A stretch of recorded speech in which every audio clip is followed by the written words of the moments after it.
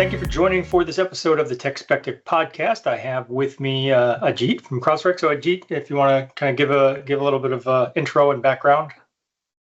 Hi, Tony. Thanks for having me. I'm Ajit Sancheti. I'm the general manager of the Next-Gen SIEM product line at CrowdStrike. I've been doing security for almost 25 years. Started out with building multifunction network solutions like we see now on taking the firewall into intrusion detection. And then I built an identity security company of Preempt, which was acquired by CrowdStrike. And I came in here and we've been building the company since and expanding into SIEM. All right. Well, so the reason I wanted to have you on and the reason what I want to kind of talk about is the kind of the current evolution of SIEM. I mean, I've been doing this long enough. I've been around long enough that, I remember, when SIEM came out and it was going to be the greatest thing that ever happened, and it was going to, aggregate all of our various, alerts and information into one thing. And then, I think there was a lot of disillusionment, I'll say, or just, there were some hurdles. I think a lot of it came down to just it being more work than some people had imagined to get it properly tuned and configured and have a process to use the information properly.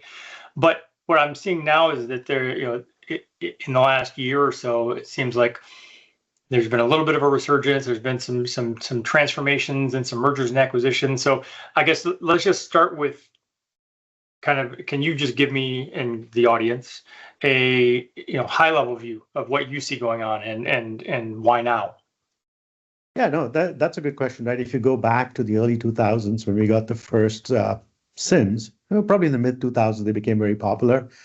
Most of them evolved from log management systems. So initially started out as log management, and then as we started to get into advanced persistent threats, if you recall what those were, APTs in the mid 2000s, and enterprises were looking for ways to identify these before they got breached.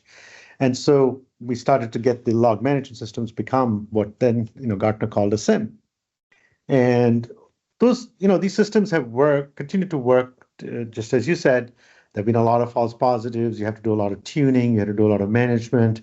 You have to figure out, you had to decide what data to get in because most of these systems didn't scale. So you had a challenge of scale. And then you also didn't respond quickly because it always took time to index and figure out, what the data was before you ran your correlation rules, and then you figure out what to do, and then you had to respond manually. So we continued to work with the systems we had. You just continued to do what it was.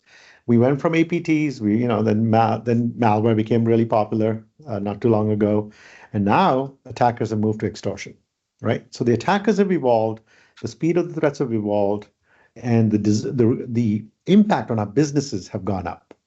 And so the SIEM, as it has evolved, has continued to bend, and now it's broken.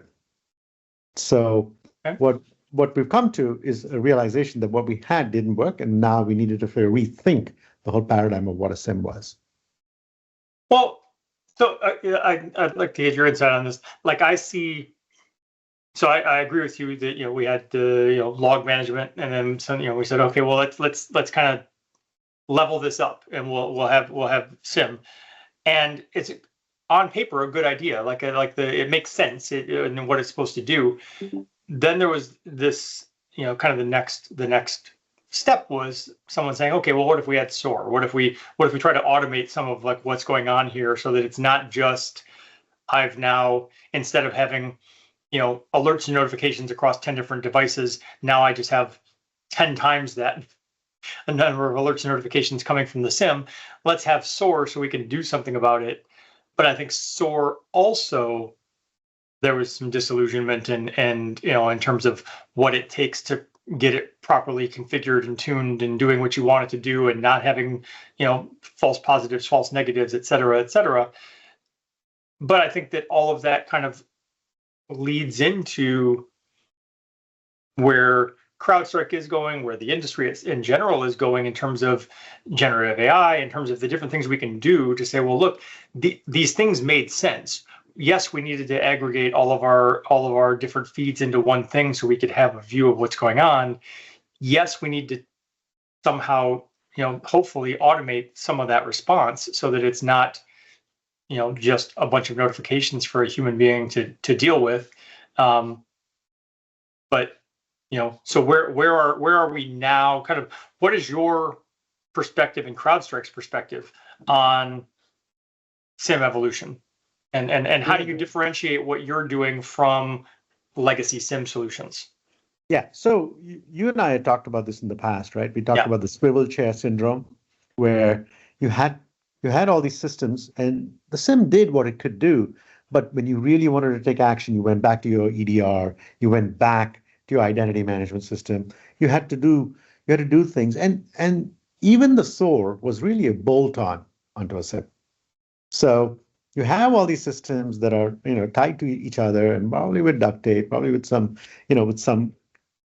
very clever ways, but ultimately the data was not normalized. Ultimately, it wasn't one data lake.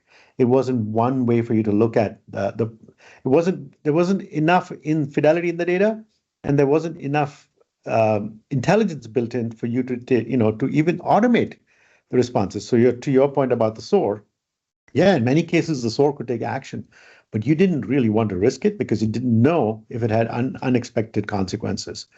So as we think of the SOAR, right? When I say we, it's us, CrowdStrike, it's other players in the market, but to different degrees. We've all gone back and said, you have a data problem first. There's the data paradox, right? More and more data sources. We went from endpoint being the one place where the attackers got to. It became the SaaS applications. It became identity management systems. The complexity started to go up. So you had to get in a lot more data. Now, trying to get in a lot more data was hard because these systems didn't go at that speed.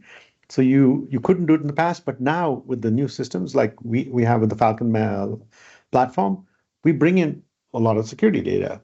Not only did we have to do that, we decided, and this was an important decision, at least for CrowdStrike, was you needed to be a SIEM where your data existed.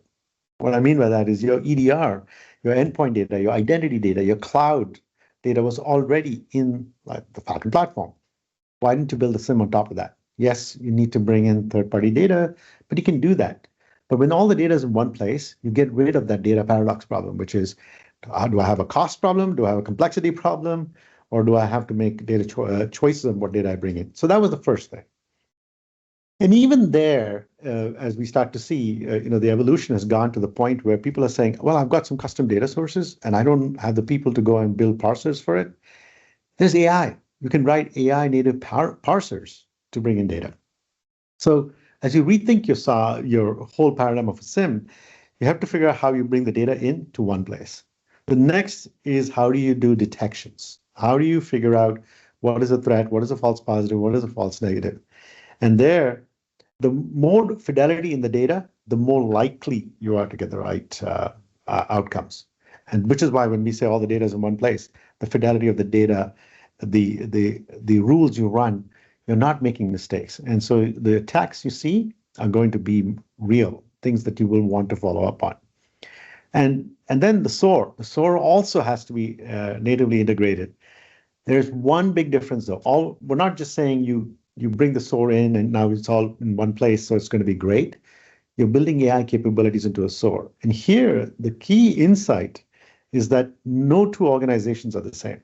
So most SOAR playbooks are pretty static. You do this, and if this, you do that, and if then, you do that. But now in an evolving world with attackers using AI and us using AI, you can actually make those systems learning. And as they learn, the responses are also becoming smarter. So, that I can go to any one of these aspects in different ways, but just rethinking, it had to be an end-to-end thing. You have to rethink how you bring the data in, you rethink how you do the detections, and you figure out how you want to do responses. In a world where speed matters, data fidelity matters, and automated responses are critical. Let me ask for your thoughts or clarification on the concept of data in one place, because I know, a lot of organizations, in fact, most organizations that I know of, have some hybrid infrastructure. You've got data on-prem, you've got data on various mobile things, you've got data in the cloud, maybe you've got data across, all three major hyperscalers. So most organizations aren't going to say, okay, fine, we'll get rid of on-prem, we'll get rid of AWS and Azure, we're going to do everything on Google Cloud. I think the hybrid model is going to stay, in my opinion. But if I'm sort of distilling what you said the right way, I still need something that allows me to have the visibility and treat that as one thing. Like I still need one thing that sees all of that data. Yeah. Okay. So that's the part I wanted to clarify. Is like, are you suggesting that an organization literally move their data to one place, or just that they have a means to see it all in one place? The latter, right? You want to be able to see it in one place. And the simplest example is when you're doing, let's say you get an alert, right? And you want to do an investigation. So the concept of multi-cluster search is very popular in that kind of a situation. So your cluster sitting on AWS, maybe there's another cluster sitting on GCP. You want to be able to run through your interface a search. And the search has to be able to figure out, do I go into one cloud or the other cloud to get that data and come back and put it all together and present it to the analyst? And yeah, absolutely, you're going to do that. But what I will say is a lot of the critical data has to be in one place from the log standpoint, right? The endpoint, the cloud logs, your identity, email logs, all of those things have to be in one place, because we have made it possible for you to not have to think of this as a cost problem, because it's not going to scale non-linearly and suddenly you blow your budget. Because we've made it more scalable, customers are able to bring the data that matters in one place. When you run an investigation, of course, you want to go out and search in many other different locations, because there is more data than you want to bring into one, like you mentioned. Right. So there's two perspectives. One is you making sure you get the critical data in one place, but also making sure that you can go back out and look in different locations. Okay. Yeah, I mean, and I do feel like that's the complexity of all of that is a challenge for organizations. It's like the new technologies, new platforms, new things happen all the time. You've got employees, just doing shadow IT, rogue, setting up rogue services, and so just trying to keep a handle on where is all of my data. Do I actually have visibility of all of this data? And I realize that's a slightly separate from what we're talking about. But in terms of that, I guess I would say, and this kind of goes a little bit back to our previous chat with the swivel chair syndrome and such. But security teams have to deal with all of that data, and whether it's cloud, endpoint, identity, SaaS, wherever that data is. And I think really you just touched on this, but I wanted to kind of ask, how you think organizations need to rethink their SIEM strategies in order to handle that complexity. Yeah, so part of the challenge part of the reason why you're going to look for a next generation SIEM is it hides some of this complexity. I'll give you an example. I talked about parsers being, you're using you give an LLM a whole bunch of samples of logs, and it builds a parser for you. Now, for that, you needed a security architect or someone to go and build those parsers, but now you don't need to.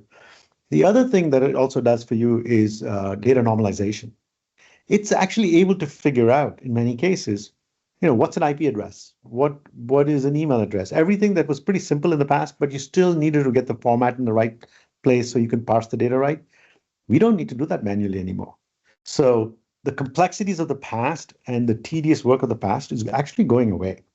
Another example, and this is something that you and I also talked about in the past, was when you're doing an investigation, some things are obvious, some things are not obvious. And the smarter the analyst, the better is the work they did. Now what we're trying to do is to tell the analyst, hey, you're looking at this incident, here's all the assets that you brought out, but we also think that there's these 6 other assets that you might want to look at because they seem to be related or they're exhibiting the same behavior. those kinds of complexities and intel and experience that we expected our analysts to have, we're trying to take all of that away so that you get better outcomes. And these little changes are adding up to a lot. Just as we go through the whole process, our entire job here is to rethink how the analyst is using the system, how the security architect is using the system, how we're doing SOAR. We're just rethinking the entire process, and that's why the SIEM of tomorrow is going to be very different than the SIEM of yesterday. Right. Well, so one of the other things too, and I'm gonna frame this with a little like personal example from recently, but like I want to make sure I don't frame generative AI as being any sort of miracle. It's like it's very good at certain things. It still has some flaws. It's still there. It's a work in progress. You've got to take the results with a grain of salt. All that being said, I was doing some research recently, and I needed to look at different information sources internationally, and I came across some it was like an article that was from Taiwan, and another article that was from India, and I was like, all right, well, what am I gonna do with this? Now, I've used in the past things like Google Translate, and I always found that to be pretty sketchy in terms of its translating ability. But I took these things and I plugged them. I threw them at ChatGPT and I said, hey, what does this say? Right. And it took like 2 seconds for it to come back to me and be like, boom, here's I've translated all the Chinese for you. Here, I've translated all the Indian for you. And above and beyond that, there was an article I found that was someone shared it with me, and it wasn't an online article. So what they shared with me were photographs of the print article. And I just took the photographs and I fed them to ChatGPT and I said, here, read the article in this photograph and tell me what it says. And its ability to do that was insane and impressive. So with that as kind of a backdrop on like where we're at with AI, I know I've talked with you, I've talked with other people at CrowdStrike, I've talked with other security vendors. Obviously, everyone is investing in AI and rolling in generative AI into things. How is AI changing the way you are approaching SIEM for security teams? How are AI driven analytics helping CrowdStrike help someone, a SOC analyst? Yeah, no. So one of the decisions we made very early was when we brought out, when we launched Charlotte, our AI platform. One of the things we did was we ensured we didn't go out and say, we're going to let it know everything about everything from a security standpoint. Our entire focus was to make Charlotte an expert in the Falcon platform. So, much as I said, the SIEM of tomorrow is not the SIEM of yesterday, but one of the things to remember is the Falcon platform has been around for over at least 12 years, right? So we have so much data, we have so much intel, we have so much knowledge of security threats over time, that we felt that if we could make Charlotte an expert in the Falcon platform, it would be very good at doing what it needs to do as it sees new and evolving threats. Because our like you said, ChatGPT was very powerful, but we also had to be very careful that we don't lead the customer down a path that could be, that could cause them more damage than they already are in. So our approach with Charlotte AI has been to be careful about what we say it can do, and we call it an expert in the Falcon platform.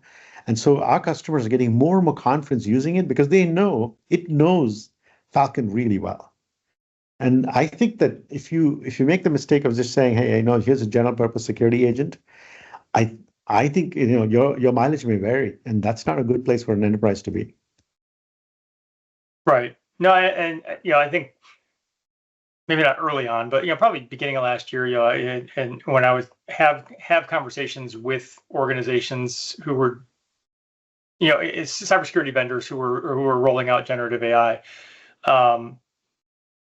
more than one, like a lot of those conversations revolved around kind of that point of saying, hey, ChatGPT is, maybe fine for what it does, or Google Gemini, or whatever, whatever other thing.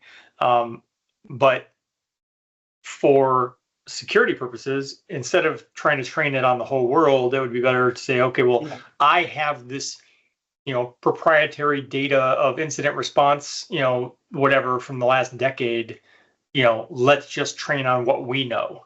And that doesn't even just apply just to cybersecurity. It's just a matter of if I wanted to create an LLM for healthcare, for an emergency room, it's like, I don't need it to know everything in the world. I need it to know a lot about that topic. That room, yeah, right.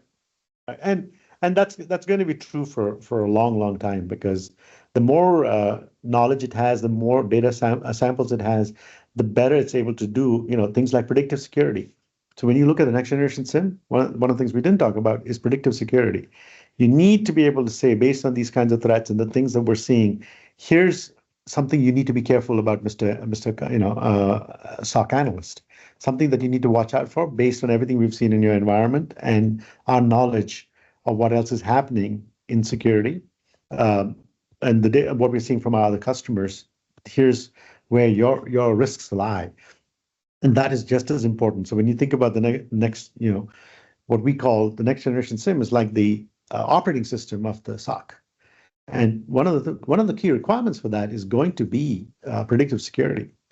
Now we're all marching and getting there. We're probably not at the point where some customers would hope, but we're definitely going down that path, because we realize that the speed of the attack, the complexity of the attack is going to require us to be smarter in helping our customers than telling them once the attack has happened how to respond quickly. So you need to get it before and you need to get it after. Yeah.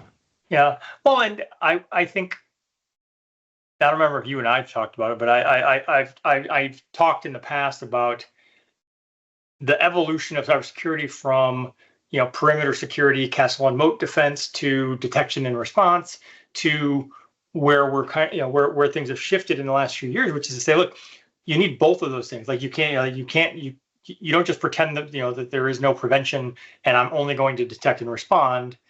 You also can't only prevent and assume you're going to get everything and not detect and respond. You've got to do both, and you've got to do both well. And now what you're adding in is kind of a third piece of saying, okay, well, what if we just predict it, add a predictive element to that to say, let's try to identify where the perimeter is going to be breached. Right. And then, we're still in the infancy in that dimension. But I think that's a dimension that's going to be explored quite a bit going forward, because what is happening is, just like we want to use AI, our attackers are using AI, and so they're going to move really fast. Microsoft, the Tuesday, the first Tuesday of every month, when they issue all the latest vulnerabilities and the patches and fixes, the attackers are going to move really fast. Somebody's going to build an exploit. That exploit is going to be sold on the market, and you're going to get attacked. So we are going to have to start building more and more predictive ways to help enterprises, because the patch cycle doesn't happen as quickly as you would hope, right? Yeah. So we do need to add that predictive component, and that's going to be just as important in the next generation SIEM. Okay. I don't see vendors, including CrowdStrike, I don't see vendors talking about XDR as much. It seems like I think vendors, including CrowdStrike, still talk about all of the same outcomes, still talk about the goal is the same, but the actual use of the term XDR seems to have declined. And I think that was in large part due to a lot of sort of market confusion about, well, what do we even mean when we say XDR? And you had a lot of companies who weren't doing anything even remotely related to XDR, who said they were doing XDR and all of that. But how do you see sort of SIEM and XDR? Like, is next generation SIEM a an alternate term for XDR? Is it a complement to an XDR? I think that the way to think about it is the next generation SIEM is a superset of an XDR. XDR was very much focused on being able to normalize data from certain data sources, being able to build the right detection rules and get it done, but it was very limiting for most organizations. And with this next generation SIEM, you're allowing them to bring all the data they can bring in. You're giving them some of the threat rules and correlation rules and response packages, but it's not as restrictive as the XDR platform was. I think the XDR platform was too restrictive to be considered a full SIEM, but the SIEM itself is very much a superset of an XDR. And to your point, right? Everybody called an XDR essentially what they didn't do and they were bringing in. But now with the next generation SIEM, there are some very, very key concepts, right? How do you bring data onboarding? How do you automate that? How do you make that frictionless? How do you do threat detection? How do you use AI for threat detection? How do you do response? And those are the kinds of things that didn't completely get absorbed into, or at least built into an XDR platform, which you now see in a next generation SIEM. Okay. So based on everything we're talking about, based on like this the transformation that next generation SIEM is going through, if you had to give CISOs one piece of advice about kind of navigating the SIEM renaissance, what would it be? I'm going to be consistent on this one. I think you and I talked about this. I'd say pick the platform that you want to go with, because that's where your data is all going to come. And if the platform is not scalable, then you have a challenge. So pick a platform that's scalable, a platform that can allow you to bring all your data in. Once you get the data in, then you start to figure out your threat detection and model all your rules, and then ultimately the SOAR. So, but you first want to pick a mature platform, a platform that has been tried and tested, and that can scale. And once you have that, you can build on it. You can get the data that vendor doesn't provide. You can bring in the complementary data sources that they don't have, and you build on that. But if you try to do a hodgepodge of technologies, and you pick a platform that doesn't have native data of its own, I think you're going to be in a world of hurt, and you're never going to get the power of what a next generation SIEM promises, which is speed and response capabilities. Okay.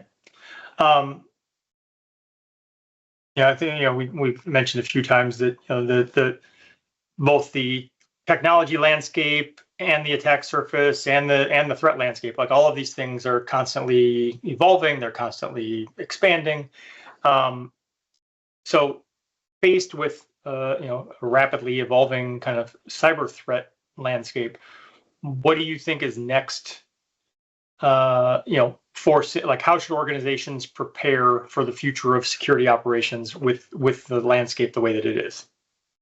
Yeah. So this is really the goal of the next generation SIEM, right? We're not looking to respond to replace people, but we're looking to make it possible for enterprises to respond really quickly to the evolving nature of the threat, the evolving nature of the attack surface, whatever way you want to think of it, right? So what we are expecting is a lot of the mundane stuff will go away. The things that led to burnout will go away, because everybody's going to focus on the things that matter, and systems will take care of all the rote, the daily, the repetitive tasks. So that's really where all the focus is going to be, because CISOs, they understand this, right? Speed matters, accuracy matters, response matters. And so that's going to be their focus going forward. And building on a platform that will scale for the next few years with them is probably what they're going to pick and build it, right? Because they cannot go back to their management every year or every second year and say, well, we picked this platform, now we're going to switch to a second, or we're going to switch to a third. That's not going to work. So you'll pick a platform and you'll scale with it. Hopefully You'll make the right choice. And I guess I would caveat that a little bit. I agree with you. In an ideal world, you want to pick something and not go back 2 years from now and say, hey, you know what, we need a different platform. The caveat I would add would be for CISOs to have the self-awareness and honesty, though, to admit if that is the case. Right. Because sometimes it is the case. And there's no point in continuing to kind of force the issue and be like, well, I already invested in this, so this is we're just gonna keep chugging along. It's like, well, no, if you recognize that it was not the right choice, then own that and fix it. Yeah, no, the smart CISOs will figure that part out really quickly, right? Because they don't want to, it's a sunk cost for them, but it's also an exposure for the business. So they will definitely have the right, they'll have to make their argument to make a change, but they'll have the data to back it up as we go. And we ourselves seeing it. We have over 2,000 customers using our SIEM now, and it's a pretty it's come a long way, but it's become so mature so quickly because it was built on a Falcon platform. So it's not new, right? New in the sense that, hey, here's an untried platform and untested platform. We used something that worked well and scaled it. And that's the kind of confidence that I think CISO will need to make these kinds of choices very quickly. Okay. Like quick side note, I've always I've always been opposed to the term next gen for everything we've used it for, starting back with next gen firewalls. Because as soon as I heard next gen firewall, I thought, okay, but 3 years from now, what are you going to call the next thing? It's like it becomes kind of a self-limiting, or like you call it next gen, next gen squared. So I guess in defense of the use of the term, I've never come up with a better version. So if I do, I'll coin the term myself. But yeah, I've never really been a fan of calling something next gen, because it just means that now what do you do when you come up with the next thing? Well, we have confidence that our marketing teams will figure something clever out, and we'll all be we'll be saying that. They'll get us to say it. Hopefully. All right. Well, so I don't know how much you can talk about, but without giving away too much, can you share anything about kind of the CrowdStrike SIEM roadmap? Like, what will we see in the next year? So, like some of the things that I talked about, those are going to get more and more built out. There will be more and more AI into it. We've already got quite a bit. We've got stuff where you bring data in. You've got it where you run detections. You've got it where we do SOAR, right? All of that uses some form of AI.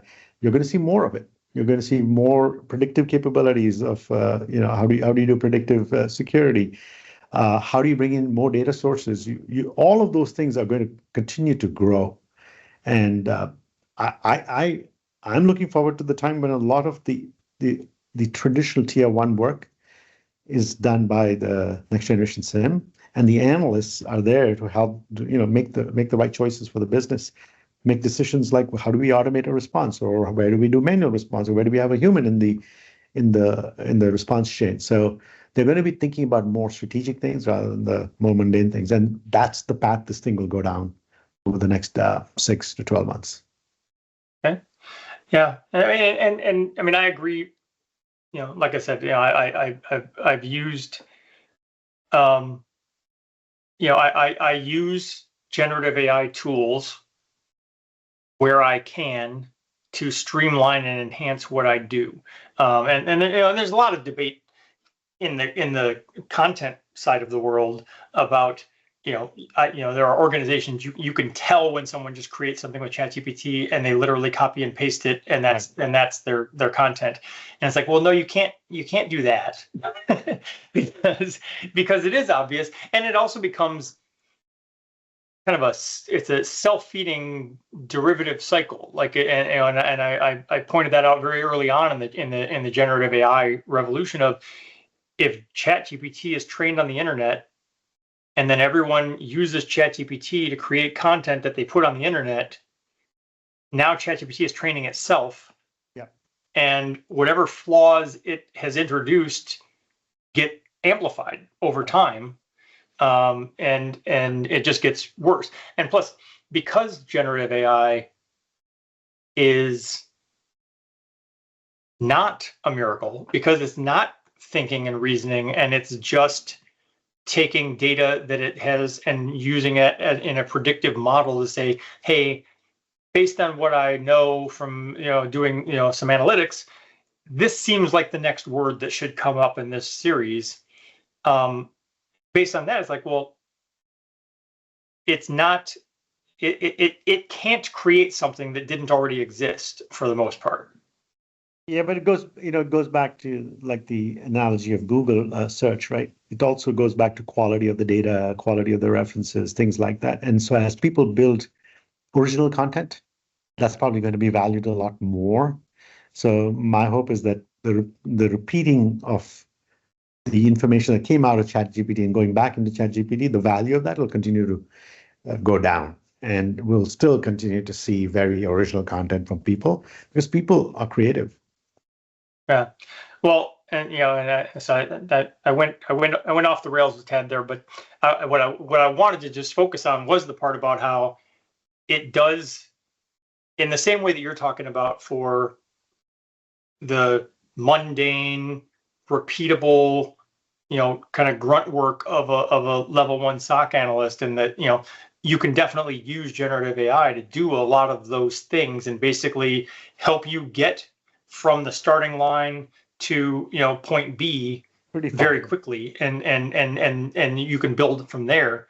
That I think for everyone else using a generative AI model, the same thing is true. That like you shouldn't just take what it gives you, and like in other words, you shouldn't just replace your content marketers with generative AI and think you can get away with that. Like it's good for doing the mundane and doing the rote and getting you a starting point, but you still need to build on top of that. At least the current incarnation, yes. But as you start to think about how do you get creative with reasoning and predictive models, that's when it'll start to become more and more intelligent. And those days are not far away. Those days are definitely not far away. So yeah, you'll get from point A to point B, but point B is not your destination. So yeah, we definitely see the human in the loop. Okay, well, for now, because I've also had the conversation that ultimately, eventually, and I'm not talking about this year. I'm maybe not even talking about in 5 years, but as much as we say, generative AI or whatever that AGI, whatever, that we're not here to replace humans. It's like, well, eventually, I kind of want you to. The problem isn't that I don't want I don't want AI to do my job. The problem is when AI does my job, I still need food, housing, and clothing. So that's the bigger problem. The bigger problem is like, yes, we should have AI do everything that it can. If it can do it well, if it can do it, if it does it adequately or even better, faster, whatever, like there's no reason not to. Like I don't think we should artificially preserve jobs. Like if AI can actually do it faster, better, and replace humans, that probably should happen. Yeah. For what it does well, absolutely. But then we have to figure out what do we do with those humans? Right. And it's always the comparative advantage or the philosophy of you do what you do well, and so we'll figure out what the machines do really well and let them do those, and then we'll do what we do well, which is the creativity and everything else around it. Yeah. I mean, eventually, what my ultimate vision, my ultimate goal is more of a I don't know if you're a Star Trek fan, but it would be more of a Star Trek Federation type thing, where it's like you just have this sort of utopian existence where it's like you can focus on other things, you can do other things as a human being because the AI is doing all of the stuff you didn't want to do. Right. Yeah, no, and I've seen many episodes. I mean, we could talk about those things from so many different angles. Yeah. So, all right. Well, I guess I don't have any other questions. I want to thank you for taking the time to join me, but I also want to just as a closing, just kind of open the floor to you and say, is there any kind of closing thoughts you have on Next-Gen SIEM, or did we cover it all? Yeah, no, I think we covered so much of it. It's just the fact that we always talk about this is new, this is different. In this case, I just feel like it's a paradigm shift in terms of what the SOC is going to do. and the fact that so much of it is going to be focused on taking direct action that matters instead of focusing on all the things that you talked about at the beginning, like the false positives and all the challenges of making the SIEM even work. I think it's going to be very, very powerful. It's also going to be something that people will want to do. So what you're going to see is more and more organizations that didn't think that a SOC or a SIEM was something that they could afford or even use. They're going to start using them because this thing is not going to be the big bear that it was before. Sure. Yeah. I mean, I think the advent of AI, really kind of democratizes a lot of that stuff for organizations. It does. Oh, all right. Thank you. Hey, thanks, Tony. It's always fun talking to you. All right. I appreciate you investing your time to listen to the podcast, but I also invite you to engage on social media. Please go like our Facebook page and follow at TechSpective on Twitter and Instagram. You can feel free to let me know what you like, let me know what you don't like, let me know if you love it, let me know if it sucks, and let me know what products you'd like to see reviewed or what questions you'd like to see answered in future posts.